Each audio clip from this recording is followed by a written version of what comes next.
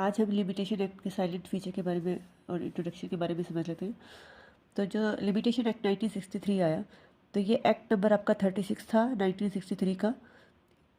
और ये 5 अक्टूबर 1963 को इनएक्ट हुआ और ये इनफोर्स में आया आपका 1 जनवरी 1964 को। एक्सटेंशन ये ऑल ओवर द इंडिया था और एप्लीकेबल था ये सूट पे, अपील पे, एप्लीकेशंस पे, पेटिशंस पे। हिस्ट्री की बात करें तो जो आपका prior to 1859 there was no law of limitation applicable to the whole of India. It was only in 1859 that a law relating to limitation was enacted that was applicable to all courts, which was subsequently repealed by the Act of 1871, 1877, 1908. The Limitation Act 1908 was repealed by the Third Law Commission and the Limitation Act of 1963 coming to force. यानी आपका 1959 से पहले तो कोई था ही नहीं। 1959 में आया जो कि बहुत बार रिपील हुआ। 1859 से पहले कोई था ही नहीं। 1859 में आया, उसके बाद वो रिपील होता गया। 1871, 77, 1908 जो रिपील हुआ by third law of commission से, तो उसके बाद हमारा जो द लिमिटेशन एक्ट 1963 फोर्स में आया। Essential features of the limitation act of 1963 हम देख लेते हैं यहाँ पे। It contain 31 section and 137 articles. तो इसमें 31 सेक्शन और 137 आर्टिकल है। मिनिमम पीरियड ऑफ लिमिटेशन की बात करें तो वो 10 डेज है और मैक्सिमम की बात करें तो यहाँ पे 30 ईयर दिया हुआ है। It prescribe the time limit for filing suit, appeal, application with in which N aggrieved person can approach the court और रिड्रेस और जस्टिस। तो जस्टिस या न्याय के लिए कोई बंदा कब तक जा सकता है, यहाँ पे लिमिटेशन दे रखी है। It falls under the subject matter of the concrete list mention in entry 13 list 3 of the Indian constitution.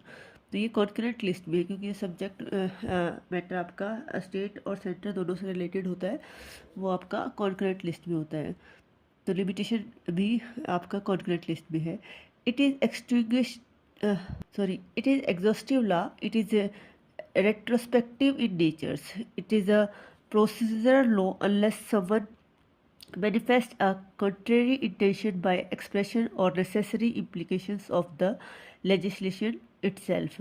Operation of limitation law is both retrospective and prospective. It does not extinguish a citizen's right but only bars their remedy. तो ये उसके right को ख़त्म नहीं करता, सिर्फ remedy को बार करता है। A term mentioned in this act says about case dismissal. If you submit application, appeal and suit after its allotted time, a court can dismiss it even before someone invoke it as a defense. यानी अगर सामने वाला इसको as a defence use भी नहीं करता और आप टाइम ख़त्म होने के बाद सूट या अपील एप्लीकेशन लेके आते हो तो वो ऑटोमेटिक डिसमिस हो जाएगी। Suit concerning trust, immovable property and endowment have a limitation period of only 12 years. Suit relating to declaration, contract claim of decrees or instruments, account and lawsuits of a movable property have a limitation of 3 years. For cases concerning miscellaneous matters, tort and suits whose limitation period is not present anywhere in this act schedule, a person should deal with it within 1 to 3 years. This act excludes the time required to review and file or obtain a copy of the decree, order or appeal. Under this act, landowner can enjoy uninterrupted uses of land for 20 years through an easement. They are the silent feature of the Limitation Act 1963. This law states that an aggrieved person is not allowed to pursue their claim or seek justice in a court of law after the expiry of a specific period. The purpose of Limitation Act 1963 is to provide a period within which people can enforce their right to file suit, application and appeal in a court of law. इसने बता दिया था कि आपके लगभग contract से related कितने साल हैं, इमूवेबल प्रॉपर्टी से रिलेटेड कितने साल का लगभग दिया गया है, या फिर मिसलेनियस है, टोट से रिलेटेड है, उनके लिए क्या टाइम अगर गिवन ना हो तो ये सब बता दिया है। इसका मेन मकसद यही था कि लिमिटेशन बताई जाए कि कब तक आप अपनी रेमेडी ले सकते हो कोर्ट के through. Therefore, you will find different period of file lawsuit in the schedule of this act. A result contrary can avoid litigation from being dragged unnecessarily for a long term. Also, it will ensure quick disposal of cases. इसके अंदर आपकी दो magazine पे based है ये। Interest रिपब्लिकाई अटसिट फाइनेस लिटियम। It is the interest of state that there should be an end of litigation. Vigilantibus non dorminientibus jura subvenient. The law will assist only those who are vigilant with their right, are not those who sleep upon it. यानी जो अपने हकों को लेके जागे हुए हैं ये सिर्फ उनकी हेल्प करता है, ना कि जो सोए हुए हैं। और यहाँ पे ये मैक्सिम है कि जो स्टेट का इंटरेस्ट है वो लिटिगेशन को जल्दी से जल्दी ख़त्म करना है। Plea of limitation can not be waived. Agreement not be pled limitation will be void.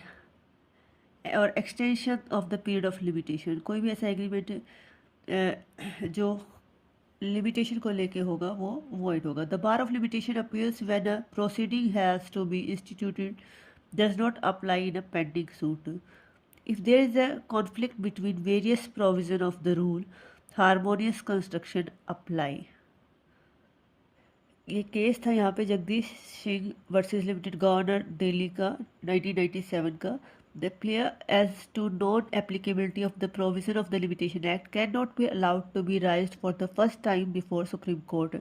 सीधा सुप्रीम कोर्ट इसको नहीं करेगी डील। ऑब्जेक्टिव की बात करें लिमिटेशन एक्ट की तो the main intention of the act is to prevent cases from dragging on for too long and thereby promote speedy disposal of the cases. तो बहुत लंबा ना चले, जल्दी जल्दी इसका निपटारा हो जाए, इसका मेन ऑब्जेक्ट यही है।